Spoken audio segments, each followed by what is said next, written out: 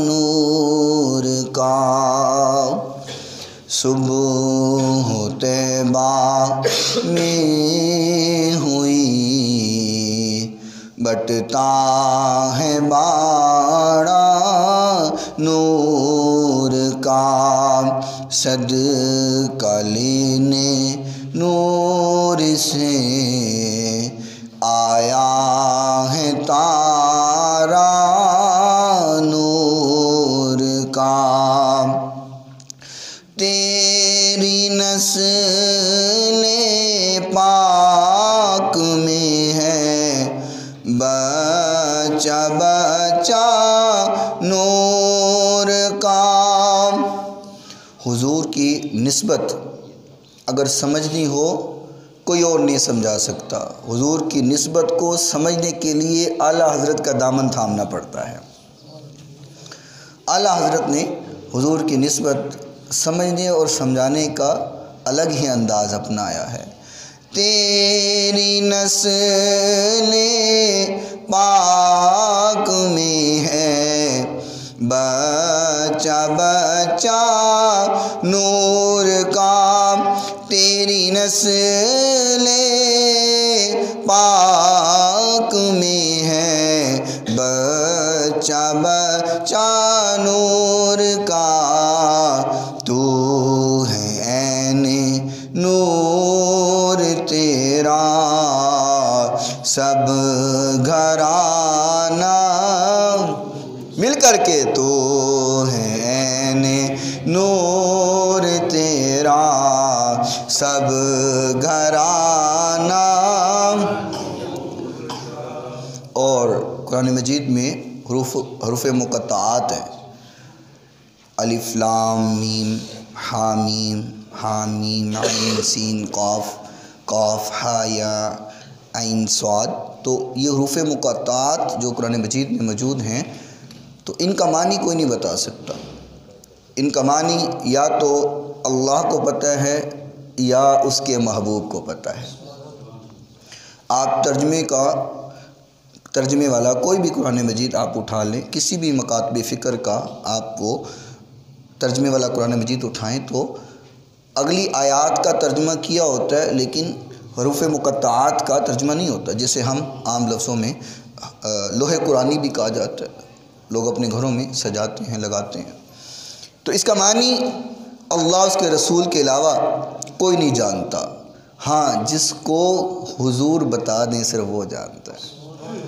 حضور جس سے محبت کر کے پیار کر کے بتا دیں تو پھر اس کے علم میں ہے۔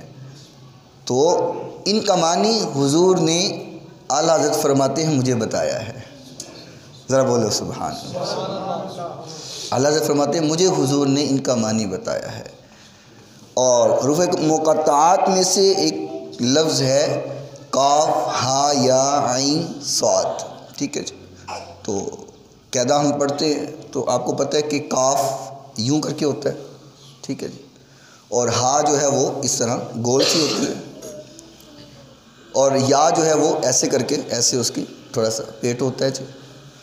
تو اعلیٰ حضرت فرماتے ہیں کہ اس کاف سے مراد حضور کے گیسوں ہیں۔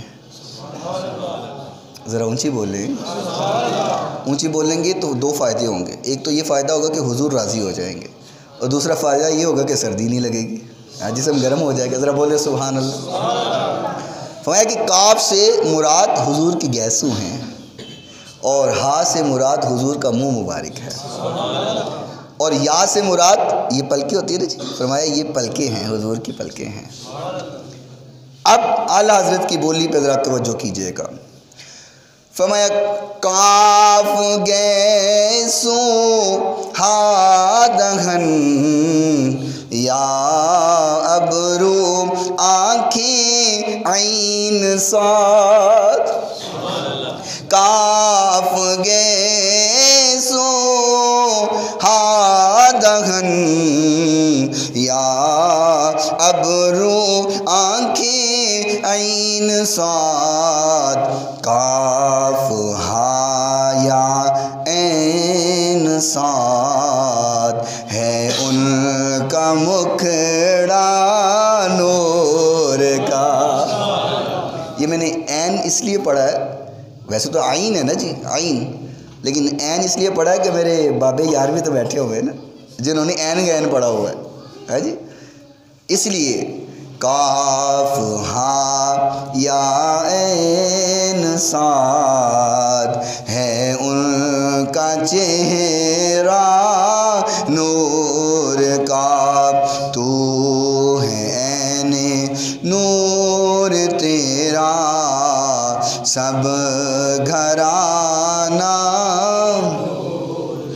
جو پڑھے گا صاحب لولاک کے اوپر درود، جو پڑھے گا صاحب لولاک کے اوپر درود، آگ سے محفوظ اس کا تن بدن رہ جائے گا، کوئی گل باقی رہے گا نہ چمن رہ جائے گا، بس رسول اللہ کا دین حسن رہ جائے گا۔ کوئی عبادت کے لائق نہیں سوائے اللہ تعالیٰ کے، جو اللہ تعالیٰ نے چاہا ہمیشہ وہی ہو کر رہا اور وہی ہو کر رہے گا۔ ریت کے ذرات سے زیادہ، پانی کے قطرات سے زیادہ، درختوں کے پتوں سے زیادہ درود لامحدود آقائے نامدار، پیکر حسن و جمال، صاحب شرف و کمال اور پوری کائنات کے سردار حضرت سیدہ آمینہ کے لال، رحمت کائنات، فخر کائنات، محبت کائنات، الفت کائنات، چاہت کائنات، بہار کائنات، نکھار کائنات، زینت بزم کائنات، وجہ تخلیق کائنات، صبح کائنات کے شمس الضحیٰ، شام کائنات کے بدر الدجیٰ، علم نشرح کے روشن سینے والے، واللیل کی زلفوں والے، والضحیٰ کے سہنے مکھڑے والے، وما رمیت اذ رمیت ولکن اللہ رما کی شان مظہریت والے، ید اللہ کے چٹے گولے ہاتھوں والے، شمع کے ویر، رب کے حبیب، جگ کے حبیب، حضرت محمد الرسول اللہ صلی اللہ تعالی علیہ وآلہ وصحبہ وبارک وسلم کی ذات گرامی کے لیے، آپ کی پاکیزہ آل کے لیے، آپ کے اصحاب کے لیے اور صبح قیامت تک آپ سے عشق اور محبت کرنے والوں پر اللہ رب العزت اپنی کروڑوں اربوں کھربوں رحمتوں کا نزول فرمائے۔ اور آج کے اس مختصر وقت میں جس بات کو آپ کے گوش گزار کیا جائے بیان کرنے کے بعد، اللہ رب العزت سب سے پہلے مجھے اور سننے کے بعد آپ تمام سامعین کو عمل پیرا ہونے کی توفیق عطا فرمائے۔ دنیا میں جی بڑے بڑے علماء موجود ہیں، بڑے بڑے عالم دین موجود ہیں، لیکن اس وقت کنسیپٹ غلط ہو چکا ہوا ہے۔ آج کے اس دور میں عالم اس کو سمجھا جاتا ہے کہ جس کے پاس ڈگریاں بہت زیادہ ہیں، درس نظامی اس نے کیا ہوا ہے اور وہ بڑی لچھیدار تقریر کرتا ہے اور مناظرے کرتا ہے، لوگوں سے بحث و مباحثہ کرتا ہے اور علم کے دلائل کے انبار لگا دیتا ہے، تو ہمارے اس معاشرے میں سمجھا جاتا ہے کہ یہ بہت بڑا عالم دین ہے، کیونکہ یہ تو کسی کو بولنے ہی نہیں دیتا، اپنے مخالف کو بولنے ہی نہیں دیتا، تو یہ بہت بڑا عالم ہے، مفتی ہے، مولوی ہے۔ لیکن پہلے وقتوں میں عالم اس کو سمجھا جاتا تھا کہ جس کے دل میں حضور کی محبت سب سے زیادہ ہوا کرتی تھی، جو حضور کی محبت میں ڈوبا ہوا ہوتا تھا اور سب سے زیادہ اس کے دل میں محبت ہوتی تھی، تو کہا جاتا تھا کہ یہ حضور سے محبت کرنے والا ہے، یہ سب سے بڑا عالم دین ہے۔ اور متقی جی ہم اس کو سمجھتے ہیں کہ جو ہمیشہ باوضو رہے اور 5 وقت کی نماز باقاعدگی سے پڑھے، باجماعت وہ نماز ادا کرے اور وضو کو کبھی ختم نہ ہونے دے، اگر وضو ختم ہوا ہے تو فوری طور پہ دوبارہ وضو کر لے، اپنے آپ کو سوتے اٹھتے بیٹھتے ہمیشہ باوضو رکھے، نوافل پڑھتا ہو، اوابین کے نوافل پڑھتا ہو، چاشت اور اشراق کی نماز ادا کرتا ہو، تو معاشرہ سمجھتا ہے کہ یہ انسان بہت متقی ہے، بڑا پرہیزگار ہے اور بڑا تقوی والا ہے۔ لیکن بزرگان دین کی نظر میں متقی وہ ہوا کرتا ہے، وہ فرماتے ہیں کہ صحیح معنوں میں متقی وہ ہے کہ جس کی سانس بھی حضور کی گفتگو اور آواز سے زیادہ نہ ہو۔ وہ سانس بھی اگر لے تو اس کی آواز بھی حضور کی بات سے اونچی نہیں ہونی چاہیے، وہ سانس بھی ذرا ٹھہر کر کے اور ذرا دھیان سے لے۔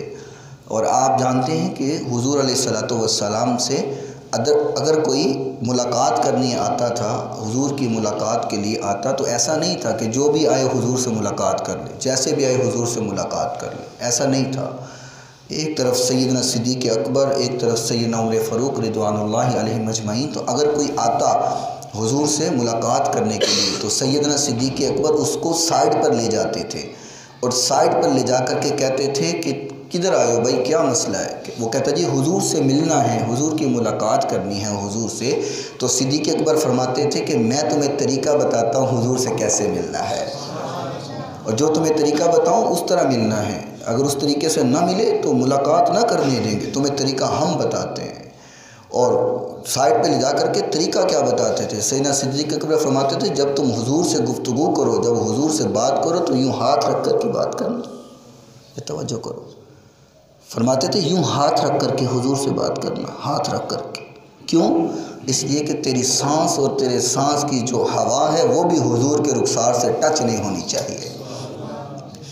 یہ صحابہ کرام کا ادب ہے، اور ایسا نہیں ہے کہ صدیق اکبر دوسروں کو جو کہتے تھے اور خود عمل نہیں کرتے تھے۔ خود بھی جب سیدنا صدیق اکبر رضی اللہ تعالیٰ عنہ حضور سے محو گفتگو ہوتے، حضور سے بات کرتے، کلام کرتے، تو یوں ہاتھ رکھ کر کے بات کرتے، ہاتھ رکھ کر کے حضور سے کلام کرتے، اور اتنی آہستہ بولتے تھے کہ حضور کو بعض دفعہ پوچھنا پڑتا تھا کہ صدیق کیا کہہ رہے ہو، ذرا دوبارہ بولو، تھوڑا سا اونچی بولو۔ یہ ادب تھا جو صحابہ کرام نے حضور علیہ السلام کا کیا ہے، کیونکہ کائنات کے اندر جتنی نفیس ذات اور نفیس شخصیت آقا کائنات علیہ السلام کی ہے، کسی اور کی تو ہو ہی نہیں سکتی ہے۔ اللہ اکبر۔ آج ہمارے معاشرے میں عالم اس کو کہتے ہیں جو نئی نئی تحقیق لے کر کے آئے، نئے نئے مسئلے نکال کر کے لائے اور نئی نئی بحث چھیڑتے، کہتے ہیں جی یہ بڑا عالم ہے۔ معاذ اللہ اس وقت اگر آپ حال دیکھیں تو بہت سارے لوگ ایسے ہیں کہ جو سیدنا امیر معاویہ رضی اللہ تعالی عنہ کے جو مولوی خلاف بولتا ہے، کہتے ہیں جی یہ بہت بڑا عالم ہے۔ اور آپ کے لاہور کے اندر کچھ مولوی ایسے ہیں جنہوں نے معاذ اللہ یہ لکھ دیا ہے کہ حضور علیہ السلام کے والدین مسلمان نہیں ہیں۔ استغفر معاذ اللہ، حضور کے والدین کافر ہیں۔ کیوں جی؟ وجہ کیا ہے؟ دلیل وہ یہ پیش کرتے ہیں کہ معاذ اللہ حضور علیہ السلام کے والدین نے حضور کا چونکہ کلمہ نہیں پڑھا تو اس لیے وہ مسلمان نہیں ہیں، معاذ اللہ وہ جنت میں نہیں جائیں گے، وہ کافر ہیں۔ تو اس بات کو ذرا سمجھیے گا کہ ایک نبی کے اور دوسرے نبی کے درمیان میں جو فاصلہ ہوتا ہے، جو وقت ہوتا ہے، یعنی کہ ایک نبی پردہ فرما کے اور دوسرے نبی کے درمیان کا جو فاصلہ ہوتا ہے، قرآن اس کو فترت کا نام دیتا ہے، فترت۔ اور حضرت عیسیٰ علیہ السلام سے اور حضور علیہ السلام کے درمیان میں جو فاصلہ ہے کوئی تقریباً 650 سال کا فاصلہ ہے۔ وہ وقت جو درمیانی وقت ہے، کوئی 600 سال کہتے ہیں، کوئی 650 سال کہتے ہیں، 550 سال کہتے ہیں، مختلف روایات میں آتا ہے۔ تو یہ جو وقت گزرا ہے، تو کیا عجیب بات ہے کہ اس 550 سال یا 650 سال کے درمیان جتنے لوگوں نے حضور کا کلمہ نہیں پڑھا تھا اور درمیان میں حضور کو اللہ کو ماننے والے تھے، عبادات کرنے والے تھے، کیا سارے کے سارے کافر تھے؟ کیا سارے جنت میں نہیں جائیں گے؟ کیا عجب بات ہے، کیا لوجک پیش کیا کہ جنہوں نے حضور کا کلمہ نہیں پڑھا تھا۔ تو بتاؤ پھر، تجھے تو اپنا نہیں پتا کہ تم جنت میں جاؤ گے کہ جہنم میں جاؤ گے، تمہیں تو اپنا نہیں پتا کہ تمہارا ایمان اللہ اس کے رسول کو قبول بھی ہے کہ نہیں ہے، تمہیں تو اپنے ایمان کی خبر نہیں ہے اور بات کرتے ہو حضور کے والدین کی، اور اس 550 سال اور 650 سال کے اندر جتنے لوگ آئے ہیں عبادات کرتے رہے، اللہ اس کے رسول کو مانتے رہے، کیا تم نے سب کو جہنمی کہہ دیا ہے؟ اس بات کو سمجھ لیں، کوئی آپ کے سامنے بھی یہ بات کر سکتا ہے تو اس کو بتائیے گا کہ حضور علیہ السلام کے مبعوث ہونے سے پہلے جتنے لوگ موجود تھے ان میں وہ لوگ جو حضرت ابراہیم علیہ السلام کے دین پر تھے اور انہوں نے بتوں کی پوجا نہ کی ہو، یعنی کہ پہلی بات کہ وہ ابراہیم علیہ السلام کے دین پہ، اور دوسری بات انہوں نے بتوں کی پوجا نہ کی ہو، فرمایا وہ سارے کے سارے ایمان والے ہیں اور سارے کے سارے جنت میں جائیں گے۔ اللہ اکبر، دو چیزیں ہیں، بتوں کی پوجا نہ کی ہو اور ابراہیم علیہ السلام کے دین پر ہو۔ اور ایک اور آپ کو نکتے سے سمجھا دیتا ہوں، اگر کوئی بد عقیدہ آپ کو کہہ ہی دے کہ جی بتائیں حضور کے والدین جنتی کیسے ہیں اور ان کا ایمان کیسے سلامت ہے اور تم کیسے ان کو جنتی بناتے ہو، تو ہر انسان ویسے چاہے کہ پڑھے نہ پڑھے لیکن نماز میں تو ضرور پڑھتا ہے کہ اللہم صلی علی محمد وعلی آل محمد کما صلیت علی ابراہیم وعلی، آہستہ نہ پڑھیں، ذرا اونچی پڑھیں، وعلی آل ابراہیم انک حمید مجید۔ ہر انسان کہتا ہے کہ اللہ درود ہو آقا کائنات علیہ السلام پہ اور حضور کی آل اولاد پہ درود ہو، جیسا کہ تو نے رحمتیں کی ہیں ابراہیم علیہ السلام پر اور ابراہیم علیہ السلام کی آل پر۔ اب حضور کے والدین جو ہیں کہ ابراہیم علیہ السلام کی آل نہیں ہے؟ ابراہیم علیہ السلام کی پوری آل پہ ہر مومن جب نماز پڑھتا ہے تو درود بھیجتا ہے، رحمتوں کی دعا کرتا ہے، تو حضور کے والدین بھی تو ابراہیم علیہ السلام کی آل میں سے ہے۔ تو عجیب بات ہے، جی حضور کے والدین جنت میں نہیں جائیں گے۔ میں نے کہا حضور کے والدین جنت میں نہیں جائیں گے تو پھر تیرا پیو بھی اور تیری ماں بھی جنت اندر نہیں جائے گی۔ میری ماں اگر جنت میں جائے گی تو حضور کی والدہ کے صدقے سے جائے گی، اور اگر میرا باپ جنت میں جائے گا تو وہ اس لیے نہیں جائے گا کہ اس نے مجھے دین پڑھایا ہے، مجھے عالم بنایا ہے، مجھے حضور کا دین بتایا ہے، اس لیے نہیں، بلکہ میرا باپ بھی اگر جنت میں جائے گا تو حضور کے والد کے صدقے سے جائے گا۔ اگر حضور کے والدین جنت میں نہیں جائیں گے تو پھر کسی کا ماں باپ بھی جنت میں نہیں جا سکتا۔ اللہ اکبر۔ اور ایک اور بات توجہ کر لیجیے، آقا کائنات علیہ السلام کے پاس حضرت ابو ہریرہ رضی اللہ تعالیٰ عنہ تشریف لے کر کے آئے۔ امام مسلم رحمۃ اللہ علیہ صحیح مسلم میں اس حدیث کو نقل فرمایا، فرمایا یا رسول اللہ میری والدہ آپ کو بڑا برا بھلا کہتی ہیں، اور 53 سال حضرت ابو ہریرہ رضی اللہ تعالیٰ عنہ کی ہے، 53 سال۔ اگر حضرت ابو ہریرہ کی عمر 53 سال ہے تو والدہ کی بھی تو 80 سال کے قریب ہوگی نا جی۔ تو فرمایا یا رسول اللہ میری والدہ آپ کو بڑا برا بھلا کہتی ہے، تو آپ میری والدہ کے لیے دعا کرتے ہیں، آپ دعا فرما دیں۔ تو اگر آپ نے دعا نہیں فرمانی تو پھر حکم دے دیں میں اس کی گردن اتار دوں، برداشت تو میں نہیں کر سکتا۔ تو حضور نے جب حضرت ابو ہریرہ رضی اللہ تعالیٰ عنہ یہ بات فرمائی تو حضور نے ہاتھ اٹھا لیے، فرمایا اللہم اہدی امی ابی ہریرہ، اے اللہ ابو ہریرہ کی ماں کو ہدایت عطا فرما۔ ابھی حضور کے لبوں سے یہ دعا کا نکلنا تھا، حضرت ابو ہریرہ نے دوڑ لگا دی۔ آہستہ بولنا کہیں پولیس نہ لے جائے۔ باہر جو پولیس ملی ہے وہ کہہ رہے تھے آپ کی مسجد میں جس نے سبحان اللہ اونچی کیا نا میں نے اٹھا کے لے جانا۔ بولو، عجیب بات، ڈرتے ہو یار۔ یہ میرے لیے نہیں کہنا آپ نے سبحان اللہ، چونکہ آج بات حضور کے والدین کی ہو رہی ہے تو یہ سبحان اللہ بھی حضور کے والدین کے لیے ہے۔ اللہ اکبر۔ تو دوڑ لگا دی، مدینے کی گلیوں میں ابو ہریرہ دوڑ رہے ہیں، دوڑے لگا رہے ہیں۔ کوئی نوجوان دوڑے تو بات سمجھ آتی ہے، کوئی بچہ دوڑ رہا ہو تو بات سمجھ آتی ہے۔ 53 سال کا جب بابا دوڑ لا دے تو عجیب تو لگے گا نا جی، ہاں جی لگے گا نا جی۔ تسی نہیں بولتے تھوڑے پنڈ نہیں لگتا ہونا جی، مینوں تو بڑا عجیب لگے گا۔ کہ 53 سال کا بابا دوڑ لا دے ہیں جی. حاجی مشتاق صاحب بھی دوڑن لگ پے, لیل دیا گلیاں دوڑ لا دیں تو لوگ تو کہہ گئے نا سب خیر ہے دوڑا لائی جاندے ہو, کتنے بجی جاندے. تو لوگوں نے کہا ابو ہریرہ کہاں دوڑ رہے ہو, ہمیں بتاؤ, کوئی کام ہے تو ہمیں بتاؤ, ہم کرتے ہیں. کون سی ایمرجنسی ہو گئی, کون سی اتنی جلدی پڑی ہے کہ تم دھوڑے لگا رہے ہو, دوڑ لگا کر کے جا رہے ہو. تو حضرت ابو ہریرہ رضی اللہ تعالیٰ نے فرمایا لوگوں تمہیں نہیں پتہ, آج میرے نبی نے میری ماں کے لیے دعا کر دی ہے, اور میں دوڑ اس لیے لگا رہا ہوں اور جلدی جلدی اس لیے جا رہا ہوں کہ میں دیکھنا چاہتا ہوں کہ ابو ہریرہ پہلے گھر پہنچتا ہے یا میرے نبی کی دعا پہنچ جاتی ہے. تو گھر پہنچے, دروازہ کھٹکھٹایا تو اندر سے پانی گرنے کی آواز آ رہی تھی. تو دروازہ کھولنے میں تھوڑی سی دیر لگ گئی. تو جب والدہ باہر آئیں تو اپنا کپڑا اپنی چادر سمیٹ رہی تھی. تو فرمایا ابو ہریرہ کیا ہو گیا, تھوڑا سا صبر نہیں ہوتا تم سے, دروازہ کھٹکھٹائے جا رہے ہو.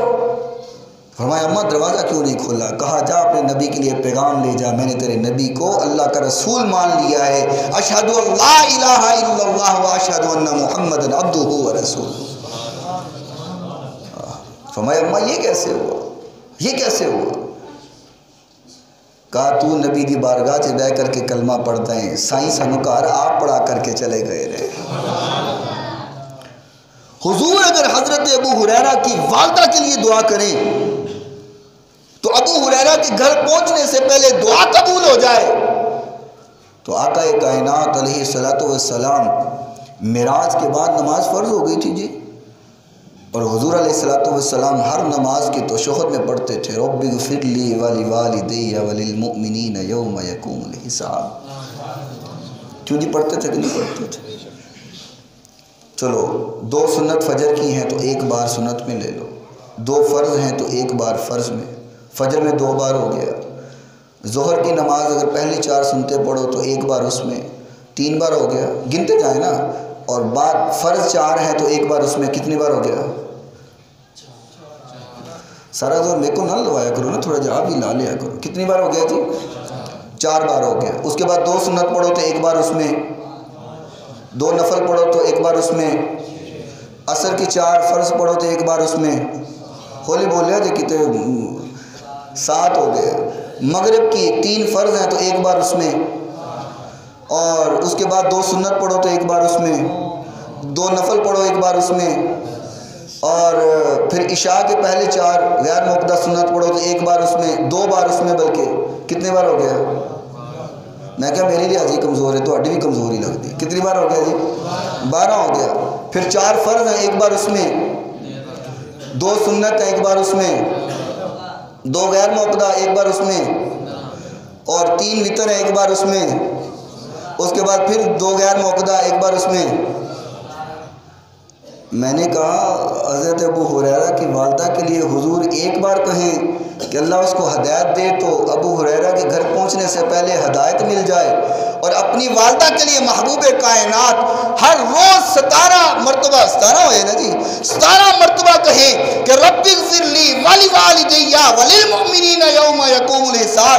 میں کہ جن دے واسطے ایک باری نبی آکھے اللہ انہوں ہدایت دے دے, تے جن دے واسطے روزانہ 17 مرتبہ آکھے کیا وہ ایمان والا نہ ہوئے گا, کیا وہ جنت نہ جائے گا. حضور کے والدین کے بارے میں زبان درازی کرنے والوں اور یہ کہنے والوں کہ حضور کے والدین جنت نہ جائیں گے, وہ مومن نہیں ہے, وہ کافر ہے, وہ جہنم میں جائیں گے. میں نے کہا زبان کو بند رکھ, تو جہنم میں جائے گا, تیرے ماں باپ جائیں گے, حضور کے والدین بھی جنت میں جائیں گے, اور حضور کے والدین کو جنتی ماننے والے بھی جنت میں جائیں گے. اللہ حضور کسی کے لیے 1 بار دعا کریں تو وہ جنتی ہو جائے, اور اپنے والدین کے لیے روز 17 مرتبہ کریں تو وہ جنت میں نہ جائے. کیا ظلم کی انتہا نہیں ہے. معاذ اللہ, حضور کے والدین نہ جنت میں جائیں گے. اللہ اکبر. اب اور ایک بات توجہ کرو, حضور علیہ الصلوۃ والسلام جب مدینہ شریف تشریف لے کر کے آئے, ہجرت کر کے آپ وہاں پہنچے تو لوگوں نے آپ کو تحفے پیش کیے, تحائف پیش کیے, تحفے دیے. تو حضرت ام سلیم غریب تھی, دینے کو کچھ نہیں تھا, تحفے نہیں تھے تو حضرت ام سلیم نے اپنا بیٹا پیش کر دیا۔ حضرت انس رضی اللہ تعالیٰ ابھی 10 سال عمر تھی، کہا یا رسول اللہ تحفے نہیں دے سکتے، غریب ہوں، یہ میرا بیٹا تحفے میں قبول فرما، یہ اس کو اپنا خادم بنا لیں۔ تو حضرت انس کو حضور نے قبول کیا، آپ اس کو ہمیشہ بیٹا کہہ کے بلایا کرتے تھے، حضرت انس کو اپنا بیٹا بنا لیا۔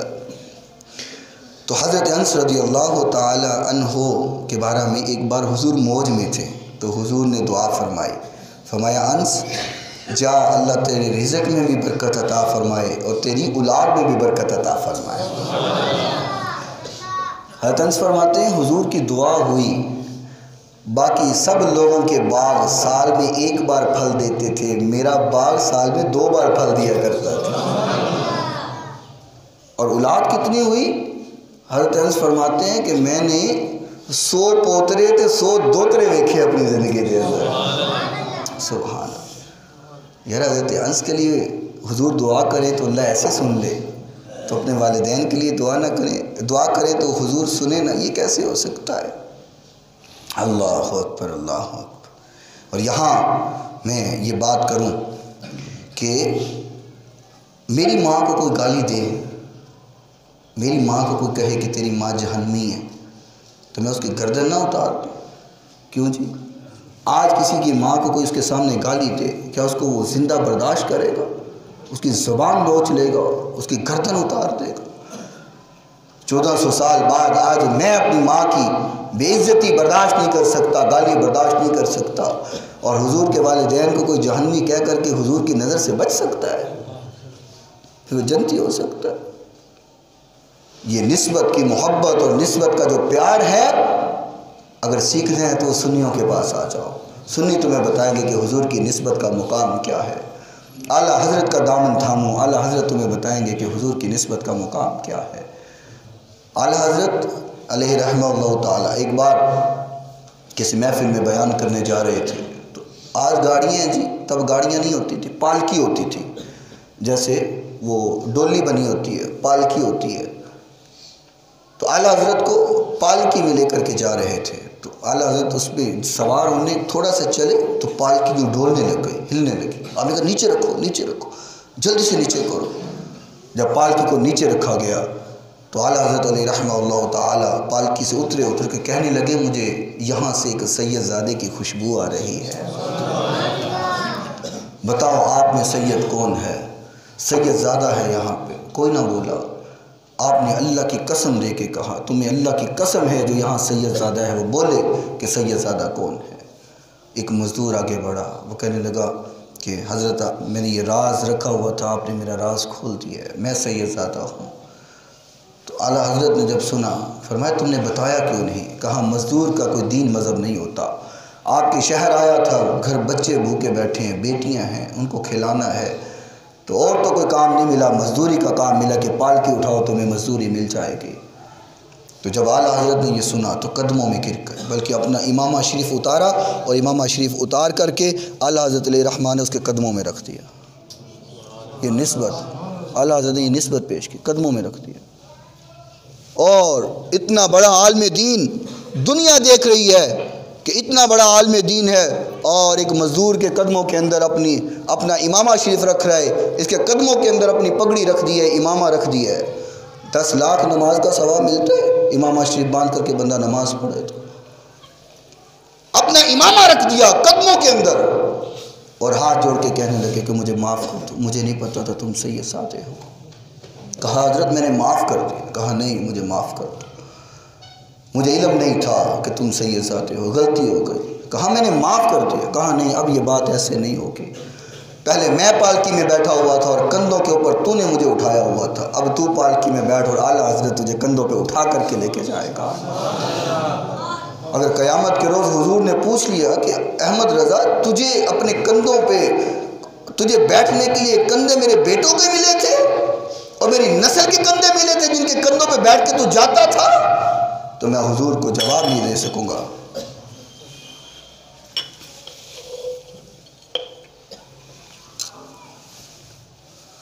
کہا کہ اب تم پالکی میں بیٹھو۔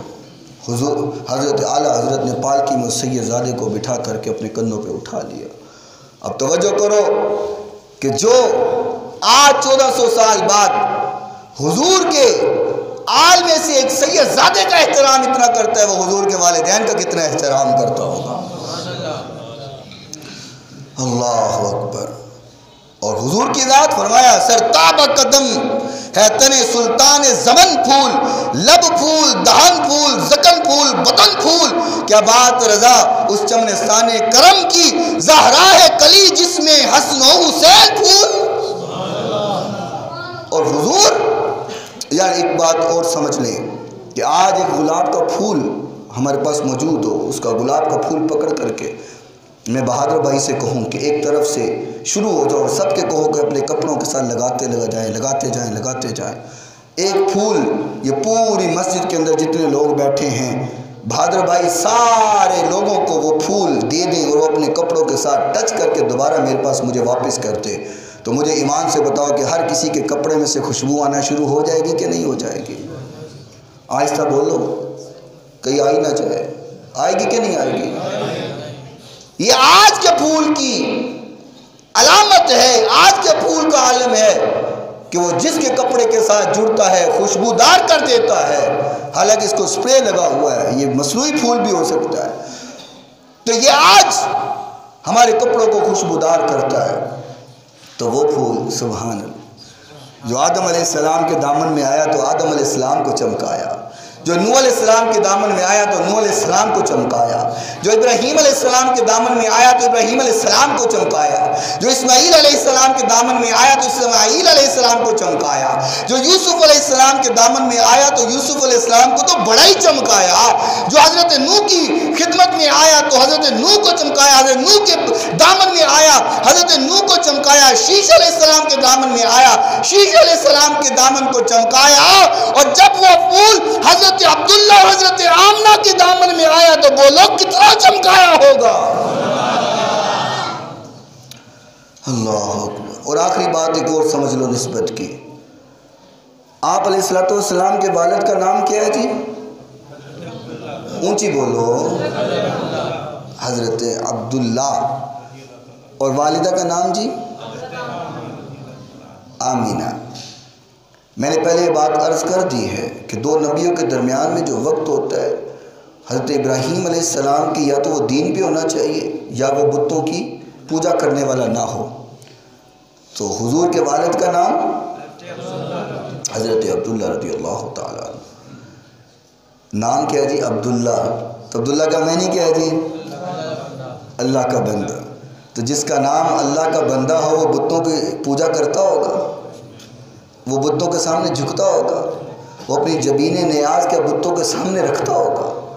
اور والدہ کا نام آمینہ، آمینہ کا مطلب ہوتا ہے ایمان والی، اور جس کا نام ہی ایمان والی ہے، مجھے لیل والوں ایمان سے بتاؤ جس کے نام کا مطلب ہی ایمان والی ہو، کیا وہ بتوں کے سامنے جھک سکتی ہے؟ جن کے نام میں نے کہا آج تو کہتا ہے کہ حضور کے والدین جنت میں نہ جائیں گے، کاش کہ تو والدین حضور کے والدین کے ناموں پر ہی غور کر لیتا، حضور کے والدین کے نام ہی دیکھ لیتا، اللہ کی قسم تو یہ بات کبھی نہ لکھتا۔ جن کا نام ہی عبداللہ اور آمینہ ہے، جو اللہ کا بندہ ہو وہ اللہ کے سامنے جھکتا ہے، وہ بتوں کے سامنے سر نہیں جھکاتا۔ جس کا نام آمینہ ہو، ایمان والی ہو، ایمان والی ہوتی وہی ہے کہ اس کا سر جب بھی جھکے وہ اللہ کے سامنے جھکے، وہ بتوں کے سامنے نہ جھکے۔ تو ناموں پر ہی غور کر لیتا تو یہ کبھی نہ کہتا کہ حضور کے والدین معاذ اللہ مومن اور ایمان والے نہیں ہیں۔ اللہ تعالی ہمیں حضور کی اور آقا کائنات علیہ السلام کی والدین کی عظمت سمجھنے کی توفیق عطا فرمائے۔ وآخر دعوانا ان الحمد للہ رب العالمین۔